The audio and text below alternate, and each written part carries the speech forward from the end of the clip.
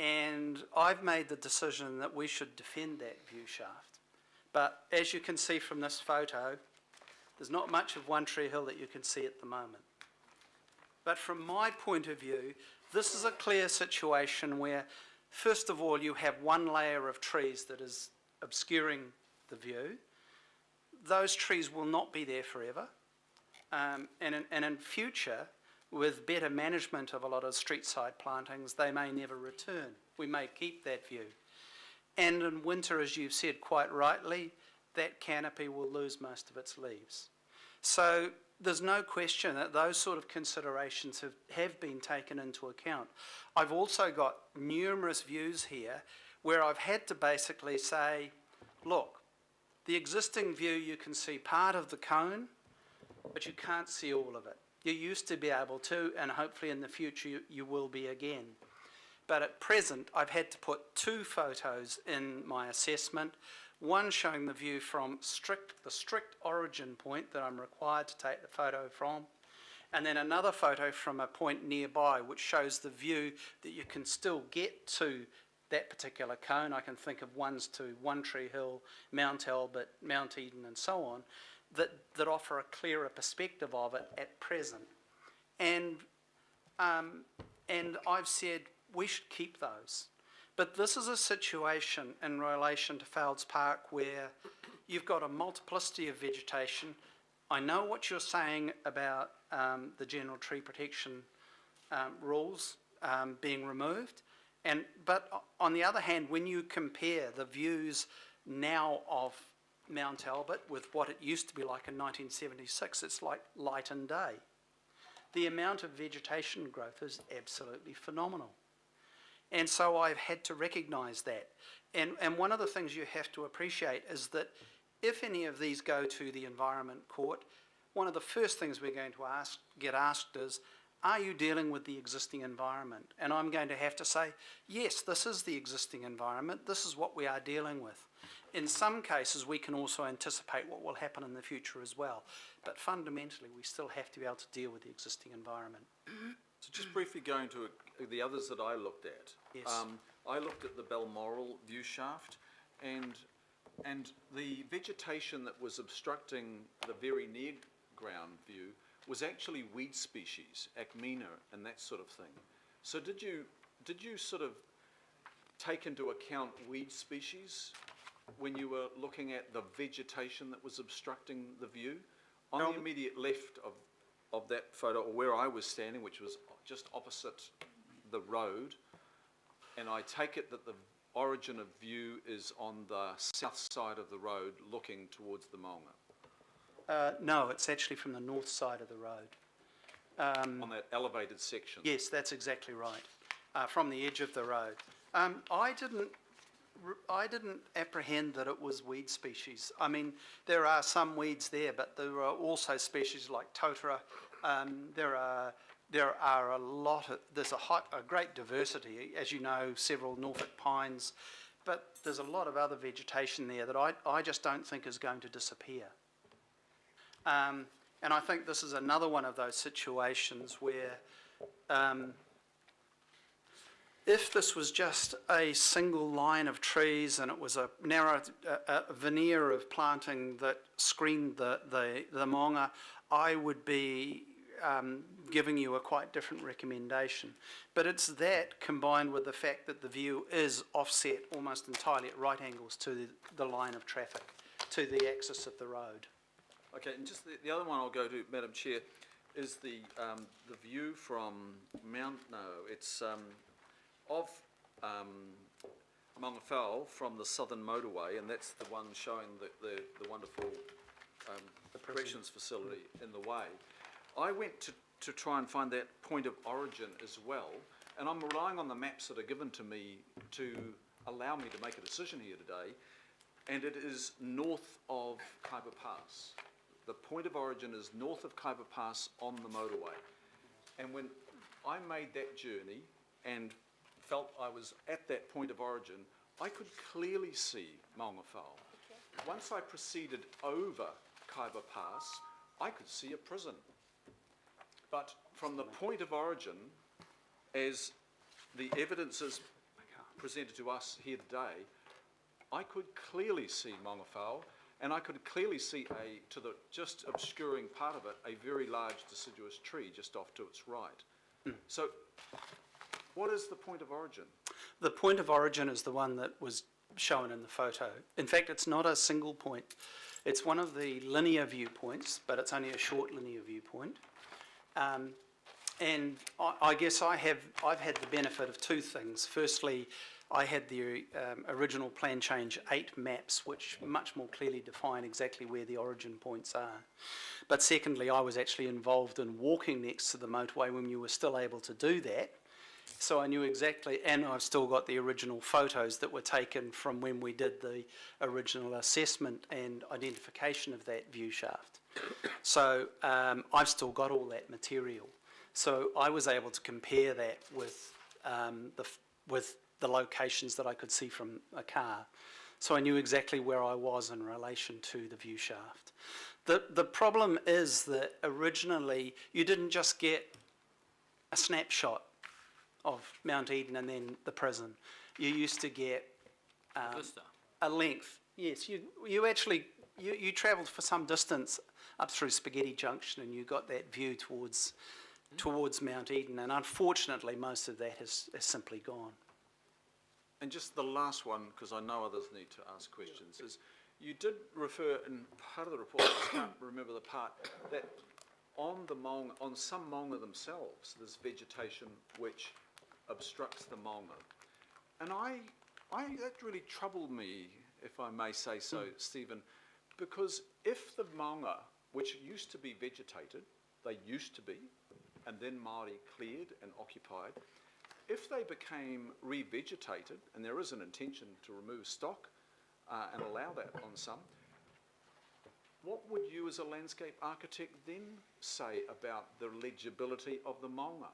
They are still there, but they are concealed in part by their own vegetation, which is part of the maunga. And I'm a lover of landscape. You're the landscape architect. I couldn't get you.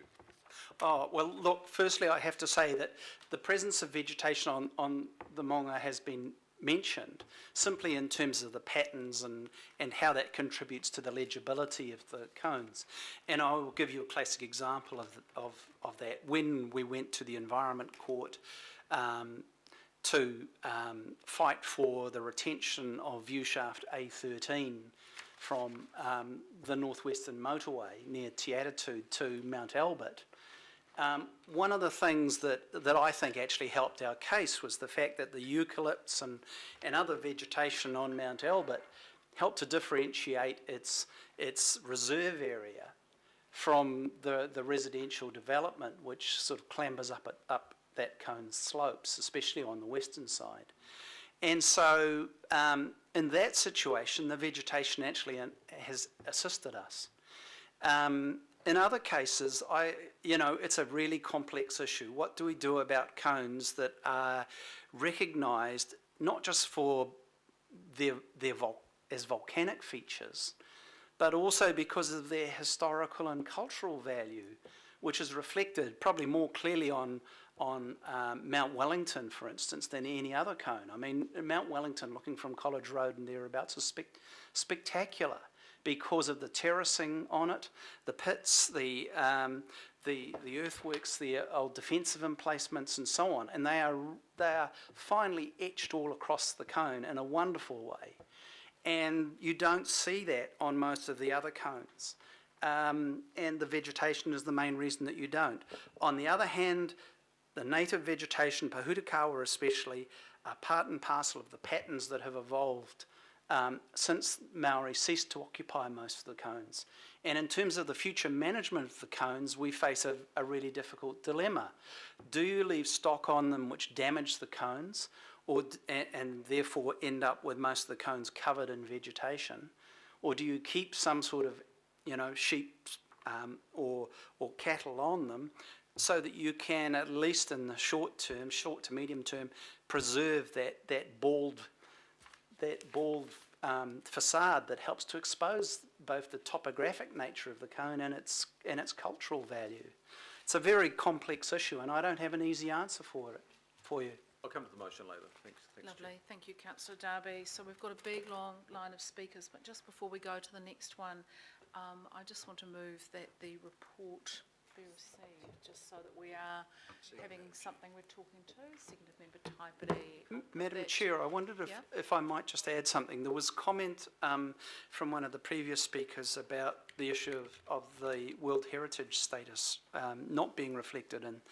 This analysis is a strictly technical analysis of the views, but I can assure you that certainly in the evidence prepared and presented to the independent hearing panel, a great deal of weight was given to the proposed World Heritage status of the cones, and that matter was discussed at length in that evidence. So I just wanted to be very clear on that. Yeah, I think, and I was going to go on to make that point, which is why we just need to get the report focused.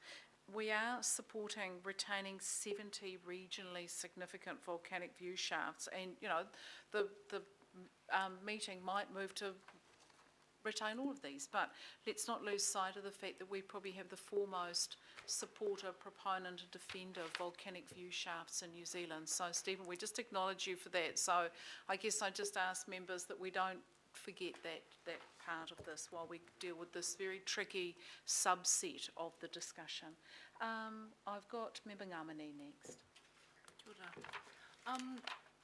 Just some questions, and I don't want to sound inquisitorial, but I genuinely want to kind of understand Certainly. a couple of things.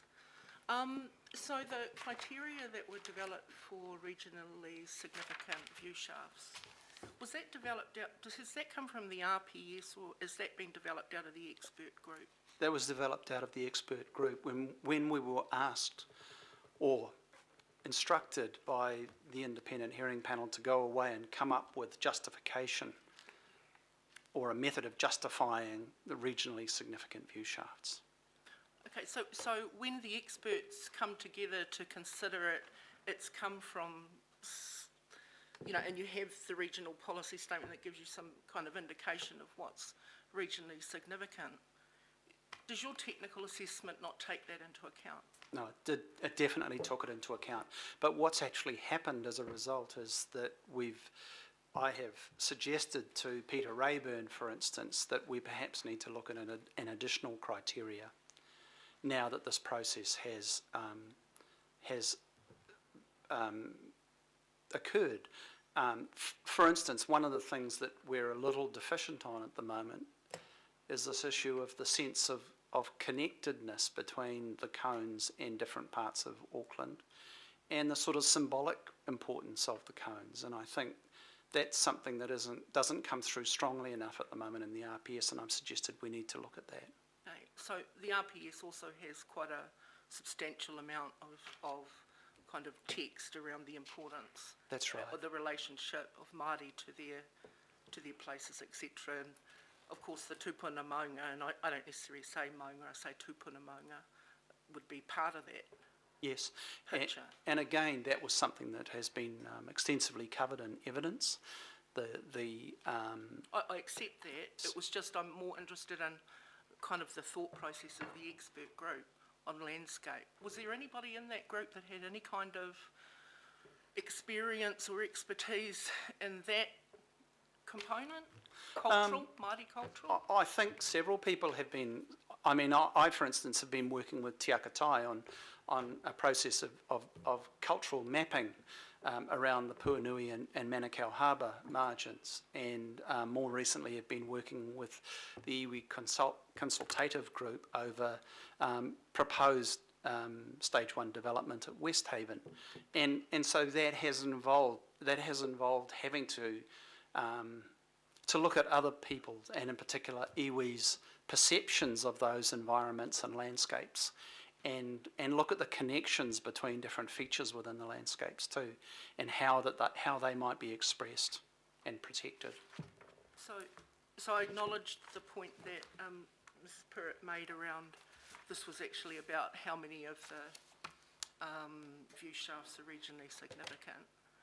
And in note 1 of the criteria that was used by the expert group is acknowledging Māori/cultural history and heritage. And then I kind of look at, and that's under the theme of expressiveness. Can you explain to me how taking that Māori perspective or that mana whenua perspective in terms of those view shafts where you've put crosses, can I just understand how that happens? Because of course the historical, cultural, spiritual relationship isn't just about visuals, nor is it necessarily about if you can see the archaeological features. No. So I'm just interested in your thought process around that assessment.